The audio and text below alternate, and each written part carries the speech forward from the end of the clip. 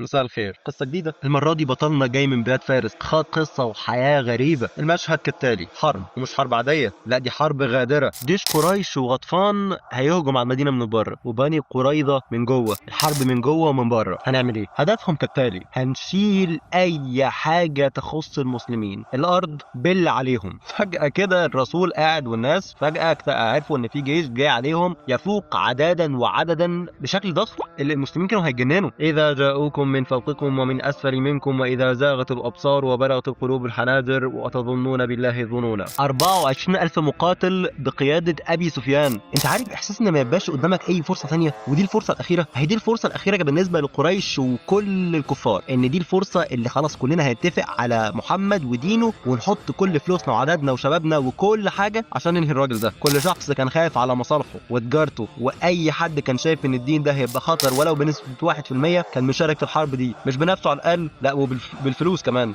ايوه، هنعمل ايه؟ الدنيا بره بايظه وهندافع ازاي؟ تشاور النبي مع الصحابه، وفجاه دخل راجل طويل الساقين كده، غزير الشعر، والرسول بيحبه جدا، وده كان سلمان الفارسي. بص على البلد كده من فوق، لقاها محوطه بالجبال، بس في فتحه كده ممكن يدخل منها الجيش. سلمان كانت رحلته كبيره وجاي من بلاد فارس وعارف حاجات كتير عن الحرب، فعرفهم فكره الخندق اللي كانت غريبه جدا على العرب. حبيبي اعمل لايك. فعلا بدأوا في حفر الخندق، وربنا يعلم ان لو فعلا فكره الخندق دي ما كانتش موجوده كان المفروض ان الدين ده انتهى، ما كانش وصل لنا اصلا. اول ما شافوه الكفار يعني ايه ده؟ ايه ده؟ اول مره يشوف حاجه زي دي، اول مره يشوف الخدعه دي في الحرب. والحصار فضل شهر لحد ما نزل امر ربنا بريح صرصر طلعت خيامهم وشتتتهم وروحوا تاني. كل ده بسبب خدعه. سلمان بنفسه كان بيحفر معاهم، والرسول بنفسه كان بيحفر معاهم، كل البلد كانت بتحفر لحد ما وقف قصادهم صخره كبيره جدا. نادوا لسلمان، ما قدرش يعملها. سلمان بقوته بكل حاجه ما قدرش يهزها اصلا. نادوا للرسول اللي كان بيحفر معاهم، ومسك الفأس وسمى الله ونزل فوق الصخره، وهنا حصلت المعجزه. فعلا الرسول خبط الصخره، وفجاه الصخره انفجرت، طلع منها نور كتير جدا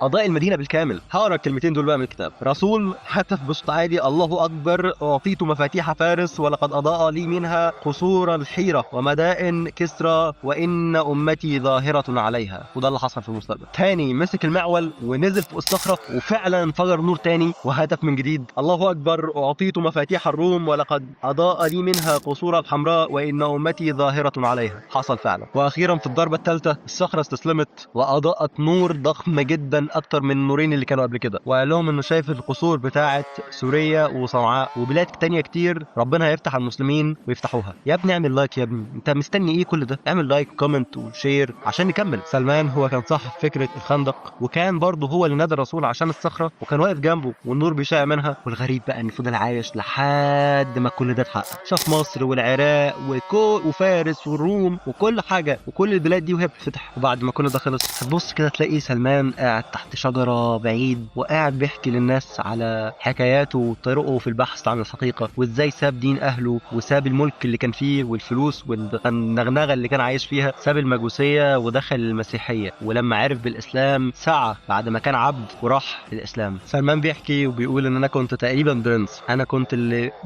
بأحمي على النار بتاعه المجوسيه، ووصلت لمراتب عاليه جدا فيها، وكنت احب عباد الله الى ابي. ابويا كان عنده حته ارض فبعتني ليها، وانا معدي لقيت كنيسه، فقلت الناس دي بتعمل ايه؟ فدخل وشافهم، ده قال اكيد الناس دي بتعبد ربنا احسن مننا بكتير، دينهم افضل مننا بكتير جدا. وفضل قاعد معاهم وما سابهمش لحد اصلا ما ابوه بعت له ناس تدور عليه. بيقول رجعت لابويا وقلت له على المسيحيين اللي دينهم افضل من ديننا بكتير ده. فضل يحاوروا ويكلموا وهو يكلمه، وحوار طويل. الموضوع انتهى بان هو حبسه وحط في رجليه الحديد وقفل عليه. اعمل لايك كومنت وقول لي رايك. بعت لاصحابه النصارى وقال لهم انا دخلت في دينكم خلاص، بس انا محبوس، ولما يجي لكم حد من الشام، عشان الدين بتاع المسيحيه كان اصله في الشام او المركز بتاعه في الشام، لما يجي حد عرفوني عشان اجي معاه او امشي معاه. فعلا حصل ده، فكسر الحديد وسافر الشام معاهم، وراح هناك لقى في حاجه اسمها اسقف الكنيسه. فضل قاعد معاه يخدمه ويصلي ويتعلم. فضل مع الراجل ده بيحبه وبيساعده لحد ما مات. وبعد كده جه واحد تاني حبه جدا اكتر من الاولاني، شخص ما فيش زيه، بيحب ربنا وزاهد جدا في الحياه، لحد ما جه اجله تاني. فقال له اروح لمين بعدك؟ قال له في واحد في الموصل ما اقدرش اتمن واحد غيره عليك.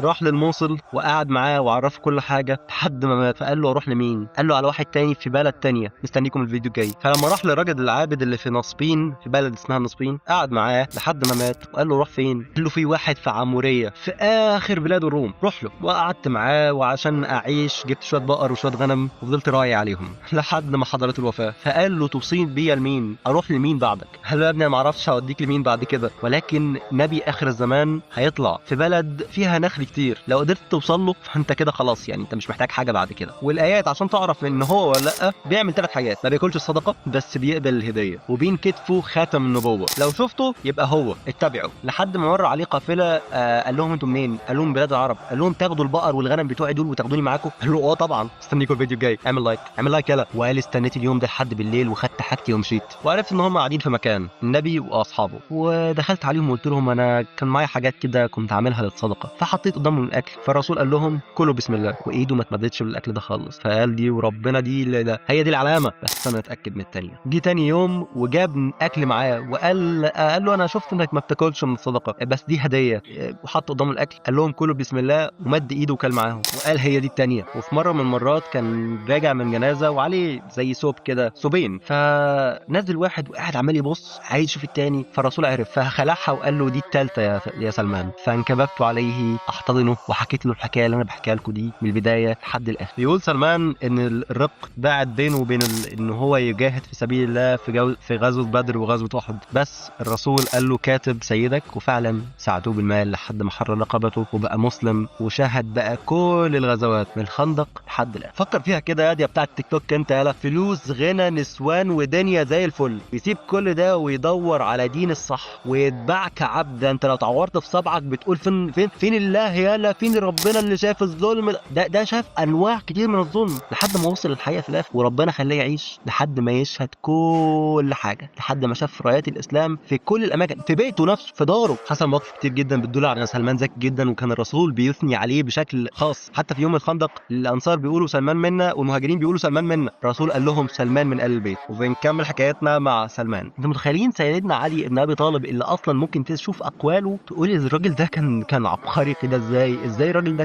كان بيقدر يجيب جوامع الكلم بالشكل ده، بيقدر يلخص كلام كتير في كلمتين صغيرين، حكمه متناهيه. بيقول على سلمان ان هو لقمان الحكيم. سلمان فضل عايش مع الرسول من ساعه ما قابله، من ساعه ما كنت بحكي لحد ما مات، وبعد كده مع ابو بكر، وبعد كده مع عمر، وبعد كده مع عثمان لحد ما مات في عهد عثمان. طبعا الدنيا اتفتحت على المسلمين وبلاد فتح كتير جدا وفلوس وذهب وياقوت ومرجان واحمدك يا رب جدا، والمسلمين حالهم اتغير وبقى احسن وافضل. طب فين سلمان من كل ده؟ بص هناك كده بتاع التيك توك كده هتلاقيه قاعد تحت شجره بيعمل ايه؟ سلمان قاعد تحت شجره كده في الضله، قاعد بيضفر خوص، بيعمل سلال ويبيعها. انت متخيل؟ شيخ مهيب شكله، يعني مش عارف اقول لك ايه، يعني انا متخيله يا اخي. وشخص زي ده يعني عاش كل الفترات من ساعه الرسول لحد سيدنا عثمان، وقاعد دلوقتي بيضفر خوص وبيبيع. بص كده على هدومه هتلاقيها قصيره منحصره جايه لحد رجليه كده فوق. كان بيجول فلوس فعلا من 4 ل 6000 في السنه، ولكن كان بيطلعه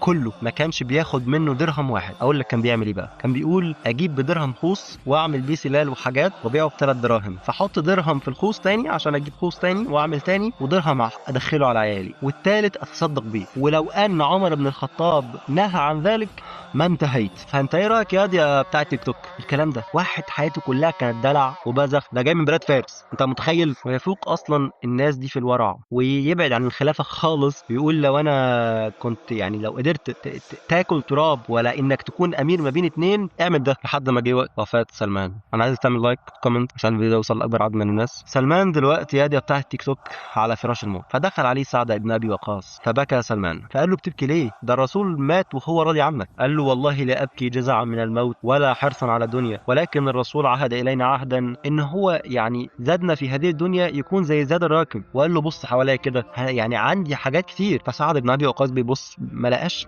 حاجه تقريبا، يعني حاجات يعني قليله جدا جدا. فسعد بيقول له انصحنا بحاجه ناخدها عنك. قال له اذكر الله عند همك اذا هممت، وعند حكمك اذا حكمت، وعند يدك اذا قسمت. ميت وهو بيبكي عشان فاكر نفسه ان هو غني، ما كانش عنده غير حاجه طبعا طبق بياكل فيه وحاجه بيتطهر منها عشان يتوضا، ونفكر كده ان هو طرف. نعمل لايك شوف الحلقه الجايه. رمضان مات، بس عايزين نحكي حكايه صغيره حصلت في عهده وهو امير على المدائن اللي المكافاه اللي المفروض ان هو هياخدها ما خدش منها حاجه، وكان بيعمل خوف. في يوم من الايام شاف واحد شايل حمل تقيل جدا، هو جاي من الشام الراجل ده، فقال له اشيل عنك، فشال فعلا عنه وقال له هديك اجرك وكده. يعني لبس سلمان كان ما يدلش على انه هو امير اصلا. فعلا مشي معاه لحد ما عدى على جماعه، فالجماعه قالت السلام عليك ايها الامير. فالراجل بيقول امير مين؟ الكلام هرب من الراجل وبدا يعتذر له وقرب يشيل الحمل من عليه. سلمان رفض. لا حتى ابلغك منزلك، قال له كده. انت متخيل الامير رئيس البلد بيشيل لي شنطه لحد ما وصلني البيت؟ كل الزهد ده، ولكن كان مخبي مع مراته حاجه كان مخبيها معاها وقال لها ما تطلعهاش خالص دلوقتي لحد يوم وفاته. الحاجه اللي كان مخبيها سلمان وقايل لمراته خبيها لحد يوم وفاته، نادالها يوم الوفاه وقال لها فين الخبيئه اللي انا قايل لك عليها او اللي احنا مخبيينها؟ العطر اللي كان مخبيه سلمان، هي دي الخبيئه. كان مخبي عطر فعلا. حط المسك ده في اناء في ميه وبدا يطيب منه، وقال لها بدا يجي لي خلق من خلق الله ما بيحبوش الاكل وما بياكلوش، ولكن بيحبوا الطيب وفيما معناه. يعني فعلا يعني اغتسل وقال لها امشي، وفعلا لما طلعت تاني لقيته خلاص يعني فارق الحياه. كانت رحله جميله مع سلمان، اتمنى تكونوا تستفدتوا منها، واتمنى ان هي تكون برضو يعني حاجه تفيدكم في الدنيا وتفيدني في الدنيا وتفيدكم في الاخر وتفيدني برضو في الاخر. فرحمه الله علينا وعلى سلمان. سلام.